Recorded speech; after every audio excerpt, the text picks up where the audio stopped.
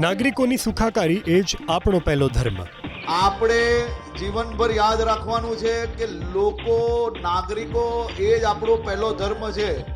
સુરતમાં નાયબ મુખ્યમંત્રીએ નવા ચૂંટાયેલા કોર્પોરેટરને ભણાવ્યા રાજનીતિના પાઠ. નાયબ મુખ્યમંત્રી હર્ષ સંઘવીએ નવા ચૂંટાયેલા કોર્પોરેટરોને જનસેવા, સંસ્કાર, સંગઠનની શક્તિ અંગે માર્ગદર્શન આપ્યું. સંઘવીએ સ્પષ્ટ કહ્યું કે લોકોની સેવા કરશો તો જ લોકોના દિલમાં સ્થાન મળશે, નહીં તો લોકોના મન પરથી ઉતરી જશો. નવા કોર્પોરેટરોને સંદેશ આપ્યો કે હોદ્દા મળ્યા બાદ માત્ર ખુરશી પર બેસી રહેવું નહીં, પરંતુ લોકોની વચ્ચે રહી સેવા કરવી જરૂરી છે.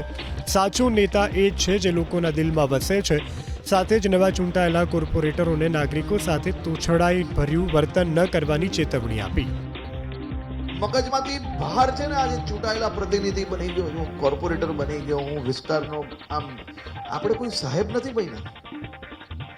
આપણે આપણા વિસ્તારની સેવા કરવા માટેનો એક કંઈક ને કંઈક પાર્ટીએ તમને જવાબદારી આપી છે. બાકી એવું છે કે વ્યક્તિને કોર્પોરેટર બનવાનો અવસર મળી જાય, પણ એ હોદ્દો લઈને મગજ પર ફરશો ને તો લોકોના દિલમાં જગ્યા પ્રાપ્ત નહીં કરી શકશો. અને જે નેતા કાર્યકર્તાઓના દિલમાં જગ્યા પ્રાપ્ત નથી કરી શકતા, એના પોતાના વિસ્તારના નાગરિકોના દિલમાં જગ્યા પ્રાપ્ત નથી કરી શકતા, એવા નેતાઓ જીવનભર ખાલી માત્ર હોદ્દા લઈને ફરશે, પરંતુ નેતા નહીં બની શકશે.